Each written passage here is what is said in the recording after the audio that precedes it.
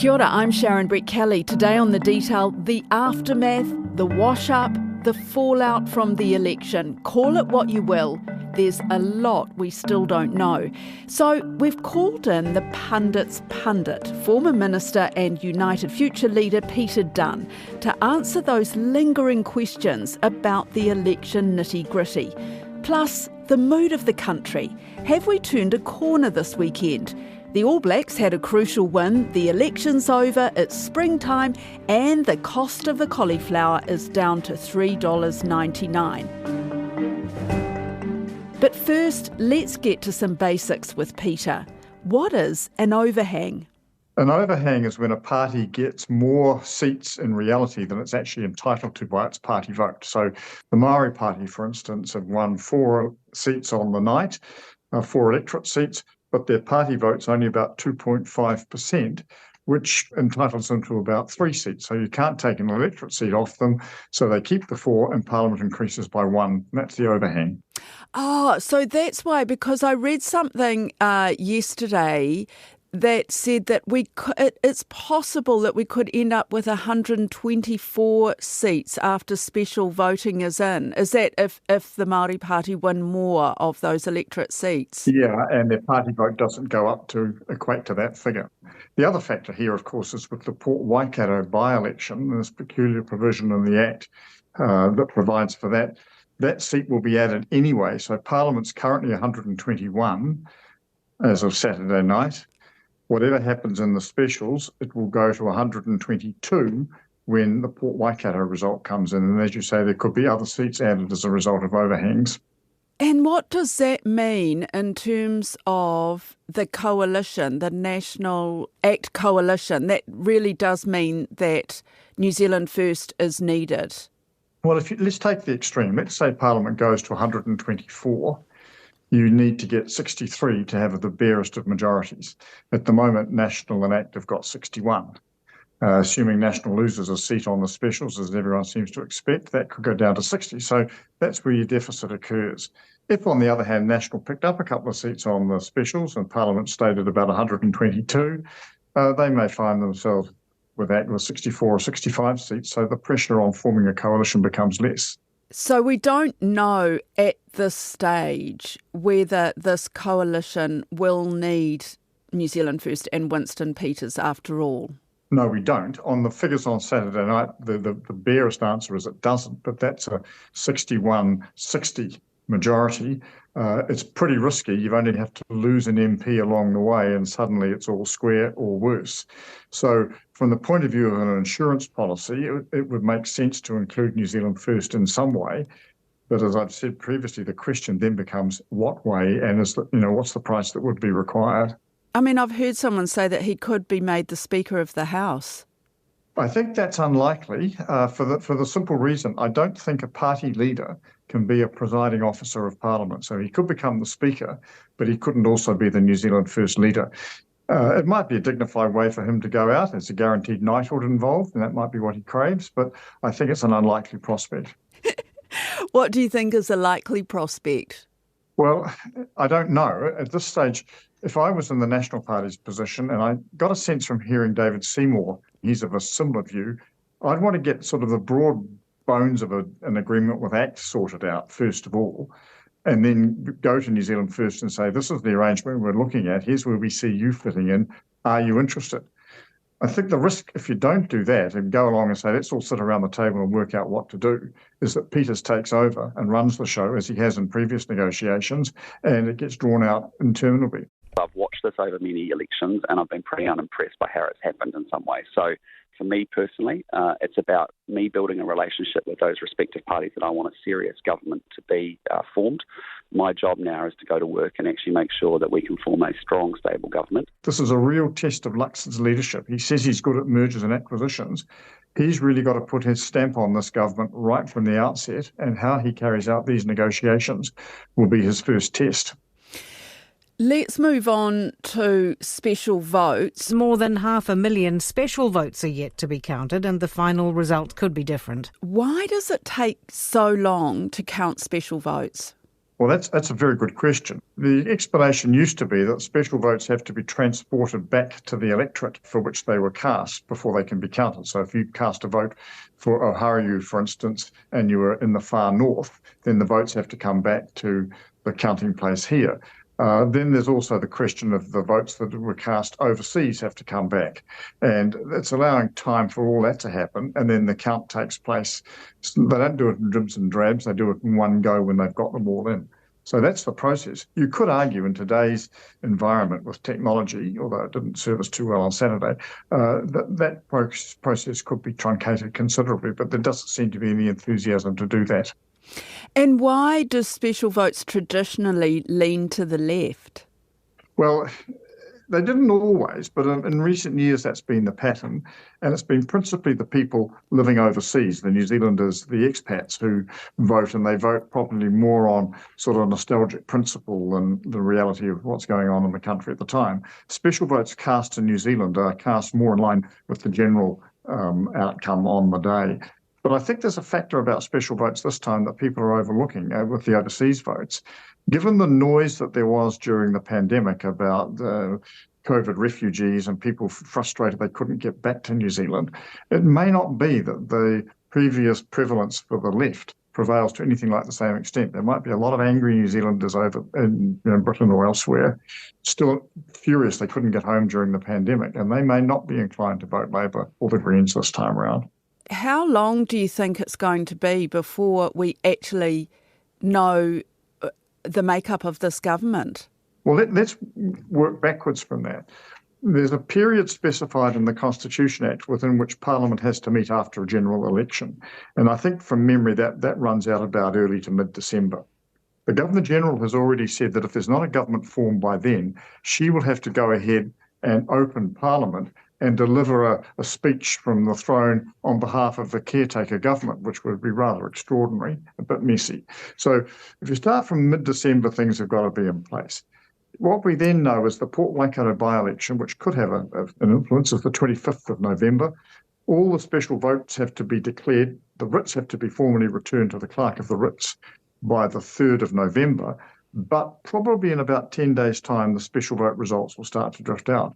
In addition to that, Christopher Luxon's indicated there's I think a Pacific Forum meeting in early November and an APEC meeting that he would quite like to be at as Prime Minister. So if you put all these things into the mix, I think that the pressure is going to be on the parties to reach some sort of a deal, probably in the next couple of weeks or so, certainly no longer than that. I guess there's that danger that if things drag on, people get sick of it, don't they? Yeah, they do. And I think that's the real factor, particularly for a new government that's wanting to seize the initiative, grab the momentum and sort of build on the support it got on election day. The last thing you want is to have turned off the electorate before you've even taken office. So that will be a factor. On the other hand, they'll be wary of moving too quickly. National made the big mistake in 2014 when it had a majority on the night of saying to United Future Act and the Maori Party, look, we don't need you, but you've been good friends over the last 3 years and before, so we'll keep you, but we're not going to give you anything. And sign deals, which from my point of view, we're quite happy to do on the Monday because it was an open check. And then when they discovered they didn't have a majority, they came back and said, oh, look, can we renegotiate because things have changed? And the three support parties all said, no, we've got signed deals with you, which all basically say we're committed to confidence and supply only, which created some problems for the government for the next 3 years. So I think they'll be wary of repeating that mistake. They want to have a better sense of where the lie of the land is, but they may not need to have every last result in before they've got that. Getting back to election night, why were the Greens so happy? I mean, they didn't get into power. Wow, far out. Your work has delivered a Green Party campaign that has once again defied history. No, but it's very interesting. I was just looking at the figures. The Greens got 10.6% of the party vote, which was a lot less than most opinion polls were predicting.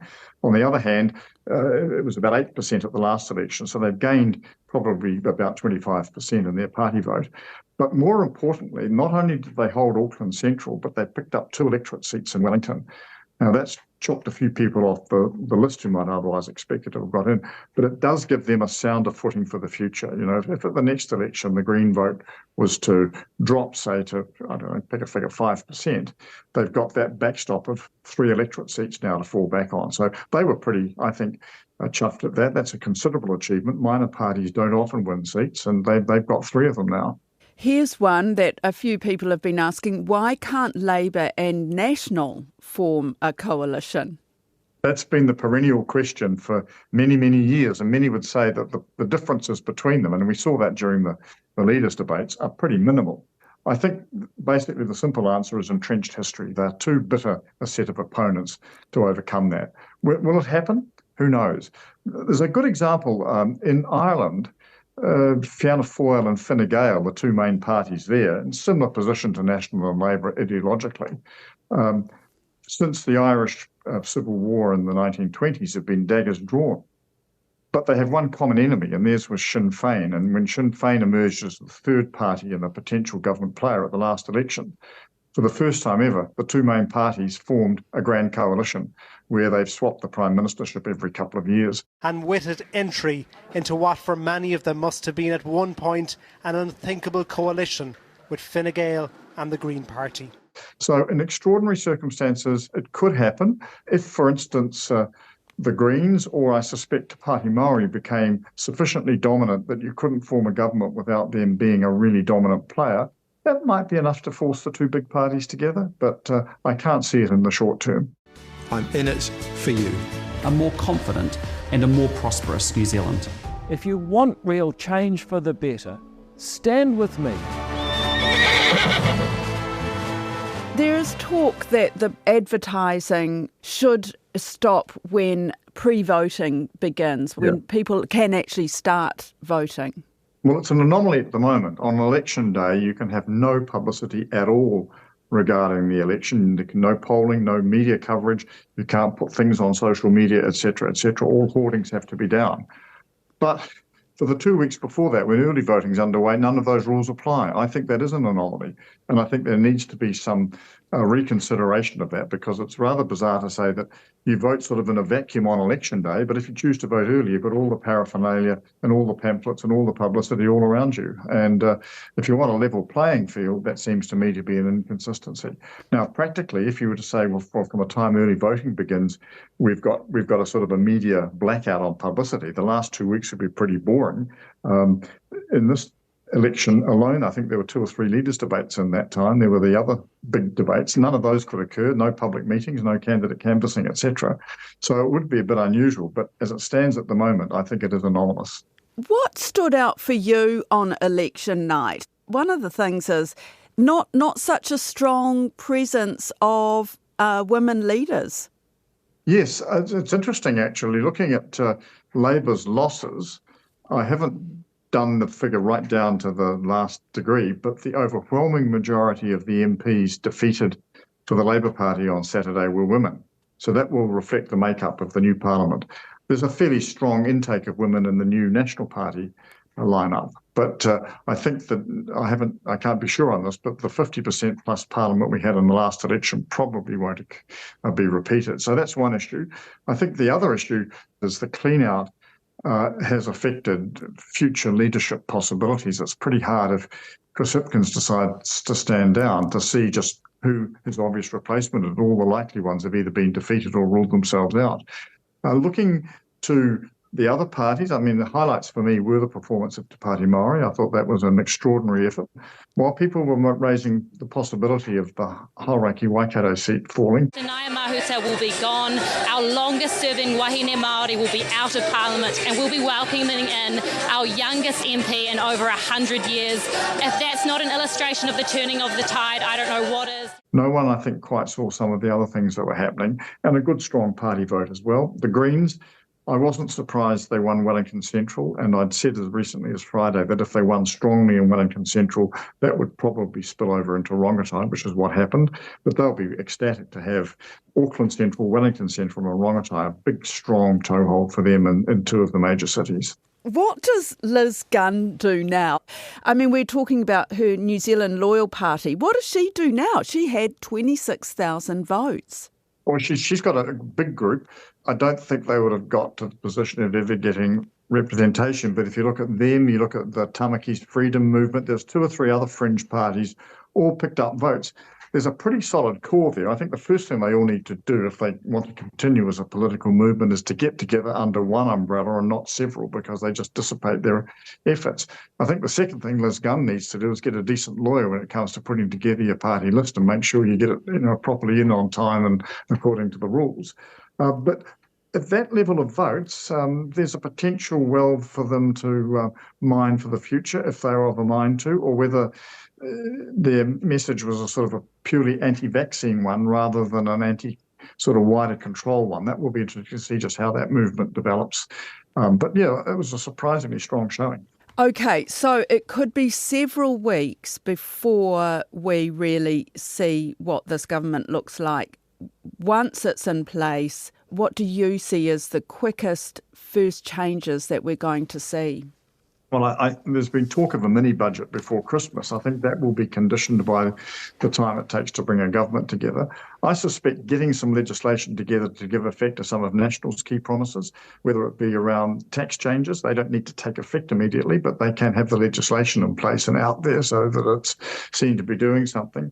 I think given Christopher Luxon's comment about reconnection with the world, I think that's why he's keen to get to APEC and some of these other meetings. He's talked about getting to India in his first 100 days to try and revive that struggling trade negotiation. So I think you'll see a lot of things that look symbolic and give an impression of action and a sense of direction. But I doubt there's going to be much in the way of practical announcement before Christmas, simply because time won't allow it. The All Blacks are back in the World Cup picture. Is the mood of the country, I'm thinking about this weekend, which was extraordinary in so many ways, the mood of the country from this weekend, we've signalled a change in government, the All Blacks had a crucial win, and it's springtime. Are all those factors in a change of the national mood? In a funny sort of way, yes. Coincidentally, I saw the film Uproar last night, which is a New Zealand film which is a great throwback to the Springbok Tour controversy for those of us who remember it.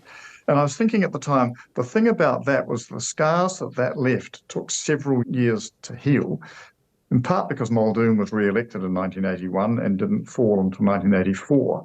Now, if you contrast that with today and the deep scars we've got, I think principally as a result of the pandemic and the divisions that caused about MIQ and about vaccines and about lockdowns, et cetera, the government has been defeated. A new government comes in. So Luxon's got a glorious opportunity to sort of put the past behind him and say, look, that was then, this is now. As you say, we need to focus on bringing this country together. If the All Blacks go ahead and win the World Cup, that will be a factor, but it will be a short-term factor. But again, an important sort of rallying point. He set out on Saturday night to talk about a positive tone. He's really got to live that now and seem to be a healer and a unifier. I want to bring the country together. I want to actually make sure that we are focused on delivering outcomes for New Zealanders. That's what improves their daily lives.